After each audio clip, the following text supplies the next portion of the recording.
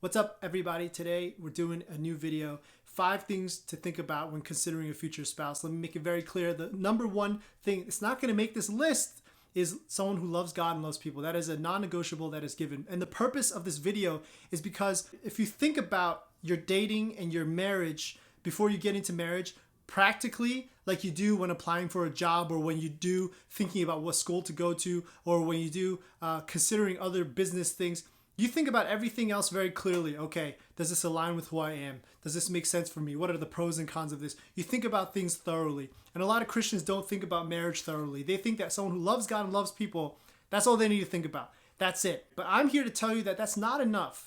You need to consider other things. If you're doing your due diligence with your school, your business, your work, and everything else, why not do that with your future marriage, which is something that you can't leave if you really believe as a Christian that marriage, that there's no option of divorce. If you find somebody that is more similar to and aligned to you, your life will be easier.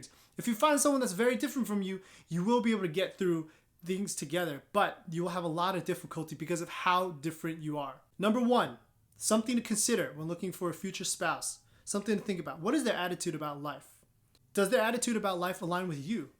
Maybe you're someone who sees life as something to be enjoyed every day. You're excited about life. You want to go out and explore. You want to go out and experience new things on a frequent basis. And maybe they're not.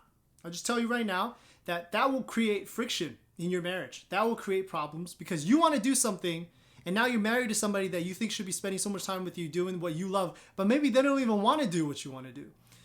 And like I said, if you're very different, you're going to be able to work through those things if both parties are willing to, but it's going to be difficult. So in order to make your life a little less stressful, consider finding somebody that sees life with the same attitude that you see life.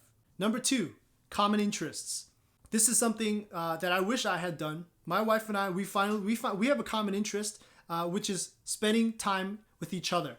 We like each other's presence. That is our common interest. But other than that, we have nothing. We don't have a similar sport, a similar hobby. Nothing is aligned. And that, for the first 2 years of marriage, made things very difficult. So for you to make your life a little easier and less stressful, try and find someone that really has just one common interest. Maybe it's an abstract thing that's not so concrete. Maybe it's you like to think about life together. That's your common interest. Or maybe you like to talk about things deeply. That's your common interest. Or maybe it's a concrete interest, a hobby. You both like soccer, or you both love to go to nice restaurants and grab a drink. Maybe that's that. But you really need to find one. If there's something that is so important to you in life, you need to find someone that also finds that important in their life. Like I said, if you find someone that doesn't and you're different, you're going to get through it, but it's going to be difficult. Make your life a little easier. Third thing, emotional maturity and character. You want to find somebody that's the same level of emotional maturity than you. Are people going to be fully mature? No. Are people going to be perfect? No. Are they going to be full-blown, so emotionally sound at all times and never get angry and know everything logically and be able to process things in a wise way? No. You and I, they and them, everybody is going to have problems. But you need to find someone that's similar to you. If you're up here, you don't want to find someone that's down here because it'll make things difficult. If you do, like I said, you're going to get through it, but it's going to be difficult. If you want to make your life a little easier, try to find someone that's around the same range as you, emotional maturity-wise. Character is also very important. How do they face things that are difficult? How do they manage stressful situations? How do they deal with problems between people? How do they resolve conflict? Are they selfish? Do they only care about themselves? Are they willing to give way? Are they understanding? Are they able to negotiate? Are they able to not give up during times that are hard? Are they able to push through times when they don't feel like it? Are they able to think logically in times when their feelings may be even stronger? Character is very important. If you find somebody that has good character, you're set. If you don't, you're going to get through it, but it's going to be difficult. Fourth thing, how do you and their family get along? That is something that's important to consider as well. You might think, oh, I'm just going to marry this person. We're just going to leave, leave and cleave, like the stereotypical thing that Christians say. Christians say so much nonsense, to be honest. And I can say that because I'm a Christian. I have the right to say that. We say a lot of nonsense things. Leave and cleave. Yes, it's biblical. You get married, you leave your mother and father. But that doesn't mean you don't have a relationship with your spouse's parents and family anymore. That family is now your family. And if you don't have a good relationship with them, it's going to make things difficult on your own marriage. It will. So when you're dating, go and meet these people. Don't just meet them once. Go meet their family. Go hang out with their family on a consistent basis. Date their family. Figure out who they are. Do you click with them? Because if you marry into a family where they don't like you at all, or not even that, where it's just very difficult and there's constant drama and clashing, it's going to make your life stressful. Guaranteed. Number 5, how serious are they about marriage? That is something to consider as well. Is their picture of marriage very realistic, or is it like a fantasy Disney movie? Do they see marriage as something that is, one, you have no option to get out, there's no divorce allowed unless there's cheating, and that's it? Or do they see, I just don't feel love anymore, so I'm going to leave whenever I want? That's very common nowadays. You need to find someone that is equally as committed as you. Are you committed? Do you realize the amount of growing up that needs to happen when you get married?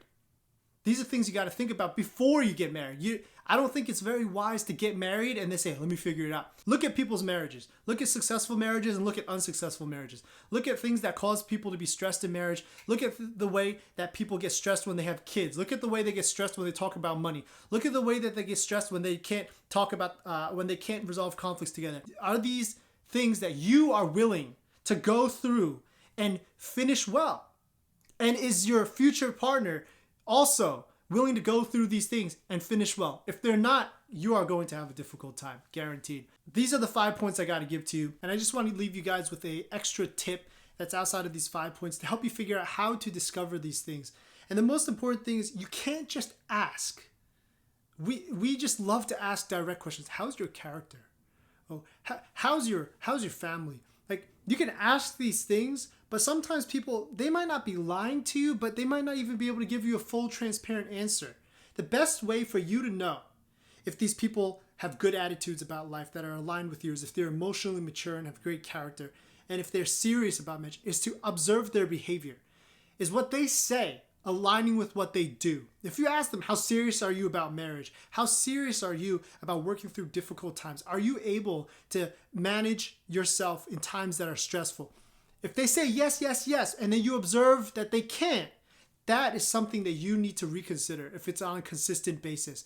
If it's 1 or 2 times, like I said, nobody is perfect. But if it keeps happening, then what they're saying doesn't align with what they do. And you should probably get out before you get married. It is better to make a decision to leave a relationship than to get married into a situation where you know that it's very difficult unless you are willing to face those difficulties and not give up. Thanks for watching this video. I hope that this helps you. If you're new, welcome to the channel. I come out with a new video every Saturday at 12 p.m. Eastern time in New York. If you're returning, thanks for watching this video. I hope that this has helped you. I hope you have a good day. Thanks for watching. Peace out.